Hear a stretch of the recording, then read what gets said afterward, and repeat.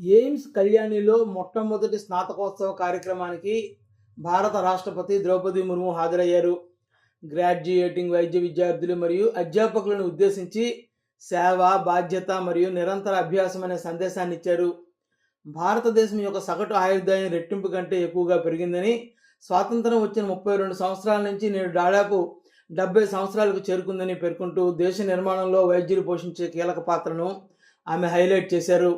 Trachoma నిర్మూలనతో సహా టీకాలు వేయడం మరియు వ్యాధి నిర్మూలన వంటి రంగాలలో దేశం గణనీయమైన పురోగతి సాధించినందుకు వైద్య సోదర భావానికి ఆమె ఘనతనిచ్చారు.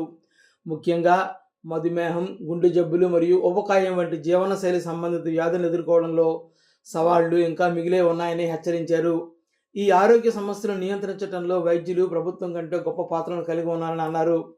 గ్రాడ్యుయేట్ల ప్రారంభ బ్యాచ్ను అభినందిస్తూ ఎయిమ్స్ కళ్యాణి యొక్క మొదటి పూర్వ విద్యార్థులుగా వారి ప్రత్యేక బాధ్యతను రాష్ట్రపతి నొక్కి వక్కాణించారు. మీరు కేవలం గ్రాడ్యుయేట్లు కాదు, మీరు ఈ సంస్థ యొక్క పునాది మరియు భవిష్యత్తు గుర్తింపు అని వ్యాఖ్యానించారు.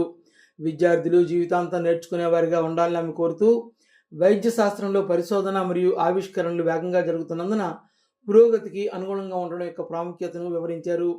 కళ్యాణి నగరానికి పునాది వేసిన డాక్టర్ బిసి రాయ్ వారసత్వాన్ని కూడా ద్రౌపది ముర్ము గుర్తు చేసుకున్నారు. जो लोग साधन संपन्न नहीं है, उनको स्वस्थ रखने की आपकी जिम्मेदारी और भी अधिक महत्वपूर्ण है। आप सभी चिकित्सा विज्ञान के विद्यार्थी हैं, लेकिन सबसे पहले आप भारत के सचेत नागरिक हैं। सभी कार्य क्षेत्रों में सक्रिय देशवासियों को हमारी देश की महान विरासत के बारे में जानकारी भी होनी चाहिए और गौरव भी। अपनी जन्मभूमि, कर्मभूमि और विद्या स्थली की जानकारी भी होनी चाहिए।